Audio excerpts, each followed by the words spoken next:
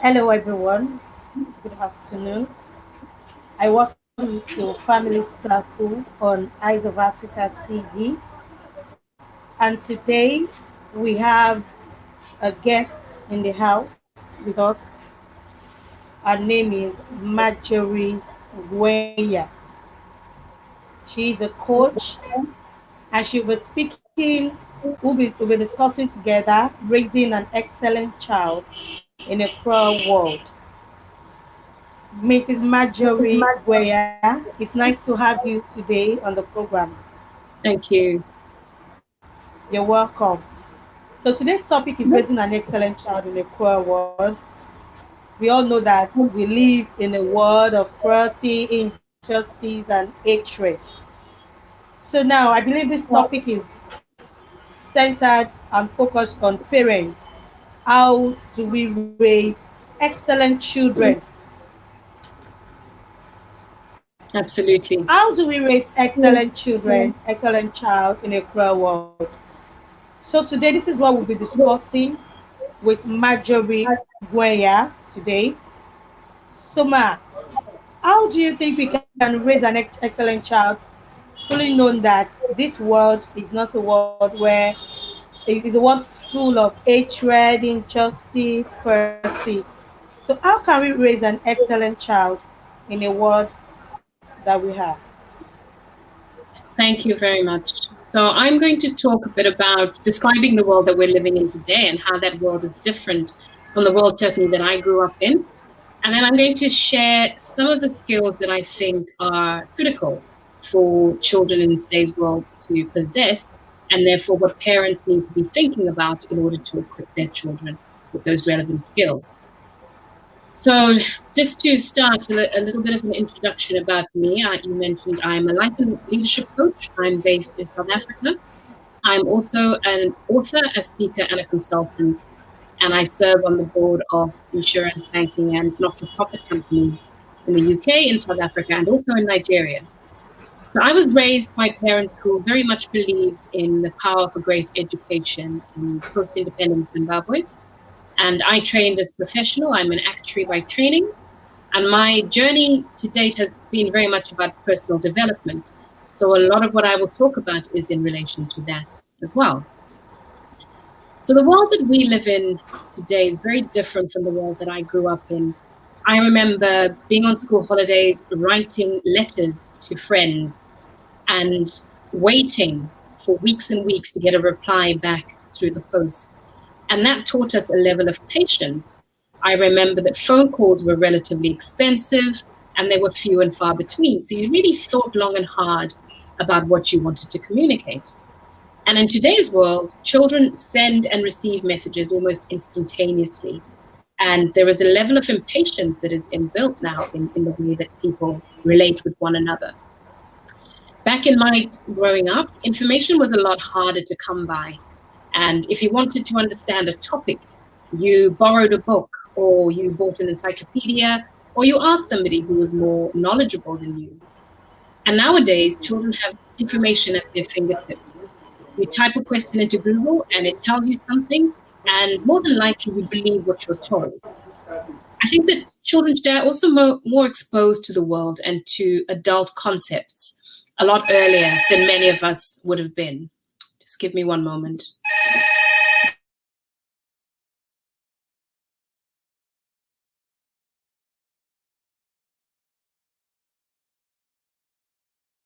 My apologies for the interruption there.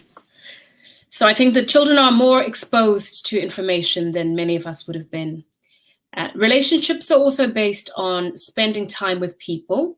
Back in the day, interacting face to face. Nowadays, interactions happen in a much more virtual way, and children are able to communicate in a far more global and extensive way than ever before. I grew up playing outside, being very hands-on, being very manual and basic in the games that I played, with skipping and hopscotch and all kinds of things. And today, children engage using technology. So you can see that the world that I grew up in is very different from the world that children are growing up in today. Children are more exposed to role models that are international and who share the global stage. And in today's world, a self-made social media star is a benchmark for many. And children compare themselves across borders, across religions, across ethnic groups. Everything is accessible and relatable. In my youth, you trained for one thing generally, and you expected to do that for the rest of your life.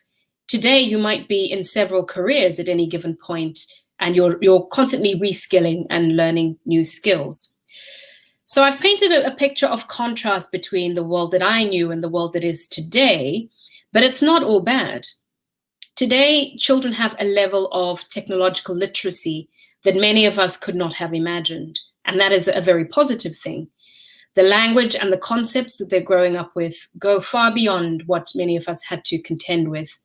And importantly, their ability to respond to change is also very, very different. So I want to talk about what are the skills that children are going to need to succeed in this world. And I'm going to start with confidence and self-belief. So in a world where it is very, very easy for children confidence and self-belief. Okay. Yes. In a world where it's easy for them to compare themselves to very unrealistic personas who lead public lives and appear on social media, in some ways that offers inspiration to children to aspire to be better. However, as we know, social media posts can create a false sense of perfection and abundance. And I've seen children who have suffered a crisis of confidence, and they start to wonder, what is wrong with my life? Why don't I have thousands of followers? Why is my life filled with so many trials and difficulties and imperfections? Well, the reality is that life is that way. That's normal. The imperfection of life is normal. And because they don't know that that's not what they see on television or what they see on social media, they start to believe there's something wrong with their lives. So I think it's important to instill in a child a sense of individuality, a sense of belief in their own capabilities and their strengths. They need the reassurance of knowing that they don't need to sound like or look like anybody else in order to be brilliant. And this is where parents can play a very critical role. So when your children demonstrate abilities that are notable or qualities that are notable, applaud them. Allow your children to step out of the shadows and to express themselves fully and to feel comfortable in doing so. And be selective in the language that you are using with them. So reinforce them, build them up, be encouraging, be positive, rather than using limiting language which talks about what you can't do or what you're not able to do.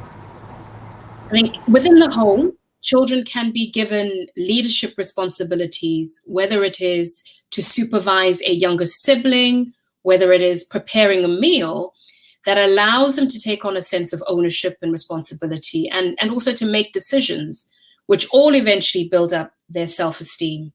And particularly if they're getting constructive feedback in the process. And playing sport is also one such way that children can start to understand accountability and to learn confidence in this way. So those are the first set of skills that I think are critical. We also have creativity and innovation. Now, we know that in today's world, children have to survive in an increasingly competitive world where creativity and innovation will be very important in terms of developing technology and exposing themselves to new media, and for solving challenges with very limited resources.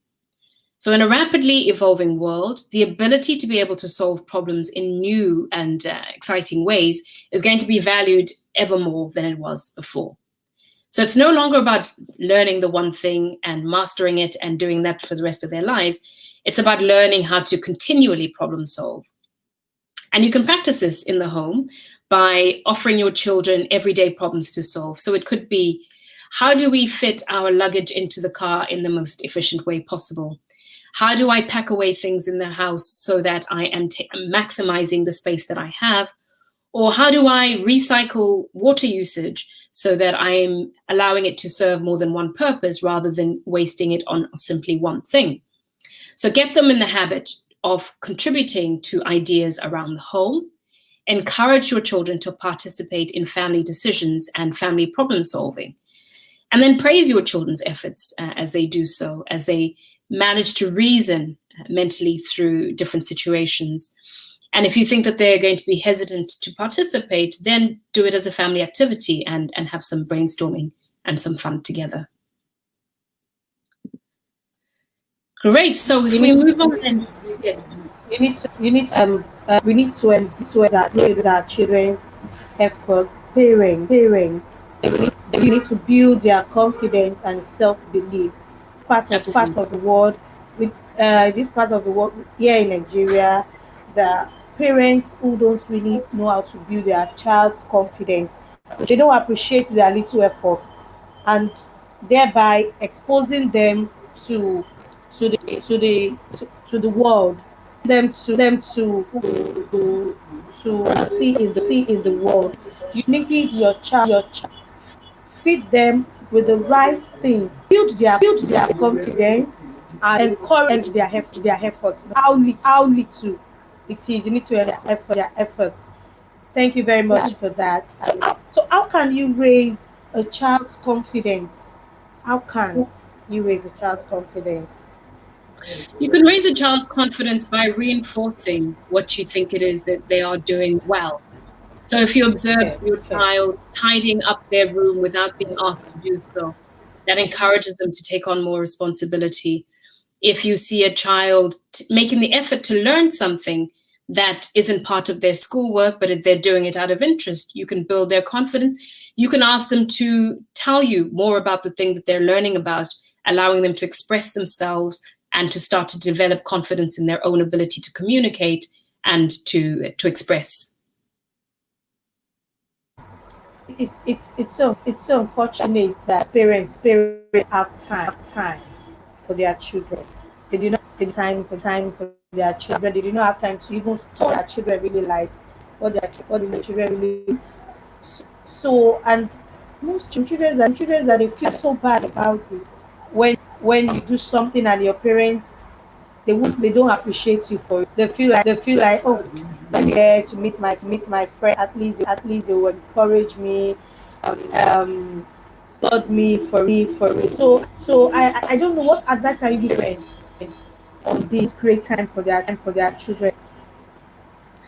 So I think it's important that children have parental support in order to thrive, and particularly in a world where a lot of their interactions, and particularly in the corona environment, are being conducted virtually. So parents are probably the closest role models that children are exposed to. So if you want your children to emulate good behaviors, it's important that you spend time with them demonstrating those behaviors so that they can pick them up and they become a natural way of being. So whatever that might mean in somebody's life, whether it is spending time first thing in the morning at the beginning of a day to interact with a child, or whether it is after a long day at work, doing the same, or spending time during homework, or learning a new concept. Those are some of the ways that parents can set aside some time. Okay. So that means we need to spend more time, no matter how busy our schedule may seem, spend more time with them. Okay, thank you so much. Absolutely. Now I have a question here for you. Okay, it's still the same question. Someone is asking here, and I think that has been answered already. Now, how do you, okay, as a child, let's say a teenager within the range of, let's say, 14, 15, 16, 17, 18, and they have friends around them encourage you to do things that their parents are not thought of. What would you advise them to do when your friends are telling you something else? Your mind is telling you, and your parents are telling you to do things. So how do you balance that?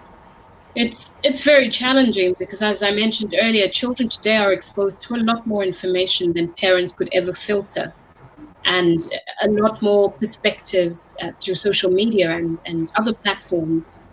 And there is potentially a tug of war between the peer pressure of what your friends tell you is right to do and what your parents are trying to instruct you. And all you can do is to instill the right lessons, to sit down with your child and explain to them the ways that you believe are appropriate for them to conduct themselves and what the benefits are, because they're going to hear a different story from their friends and their schoolmates about what is appropriate. And at some point, they're going to have to make a decision for themselves, particularly in that teenage range. As they get older, they take ownership for their decisions. But if they have an understanding of what the right path looks like, or what a path driven by values looks like, then at least they can have the debate with themselves about whether they want to do what their friends are encouraging them to do. If they don't know any different, it's likely that they will be easily persuaded. Okay. Okay. Before we round it up, I would like you to share with us the tips of raising an excellent child. What are the tips? Kindly list them. The tips of raising an excellent child. Okay, so the tips for me would be building your children up, allowing them to be themselves, give them an environment at home where they can shine and expose their strengths and be constructive with feedback. Second is create an environment at home where your children are able to be innovative, creative, and solve problems, that they can start to practice that mindset of critical thinking. Create an environment where your children are learning skills of communication. Are you teaching them how to communicate and collaborate with others in your home? Is there space for freedom of expression? Create an environment where there is always something new to learn. So this means that, in fact, parents and carers need to be learning themselves in order to be keeping up to date with what their children are going through. I would also encourage parents to allow their children to explore other cultures and environments to broaden their minds. So where it's not practical for people to travel to other places to get this exposure, to make use of the media that we have to learn those lessons and to keep an open mind. Be the reality check for your children. When you see the world out there and they think that it's normal to be a superstar with lots of money and lots of followers, that is actually not the norm. That is the exception. So give them a sense check of reality and remind them that their uniqueness is special too. Equip your skills with the tools for navigating the issues that they will need to contend with when they're older. And an example here is financial awareness. Many of us grew up without an understanding of how to manage such things and got to discover that in later life. How do you make sure that your children have a head start so that they're not coming unstuck as they get older? I would also instill in your children a sense of pride in their culture, the culture that belongs to your family, and the identity and values that surround it. So as they go out into the world, they remember they're grounded in who they are and they're proud about where they come from. I would also say that an important aspect of the human life is practicing a sense of community. So how are you behaving towards your community in ways that you would want to see your children emulate and replicate later in their lives? And lastly, it's very important, I think, to have some sense of spirituality or religious grounding. Again, it comes back to the values that guide one as they go through their life, so that they're in pursuit of things that are greater and more meaningful than money or materiality. So I hope those are helpful tips. So thank you so much for those tips, and I hope with one or two things about how to raise an excellent child in a poor world. You need to instill in your children the acceptable what they need to know about before to bring the world in general. You need to also feed them with the word of. You need to also feed them with the right knowledge. Let your invite in their friends at home. Know the kind of children are with the friends they are with. Relate to them. Let there be communication. Communicate regularly with them on a daily basis. Yeah.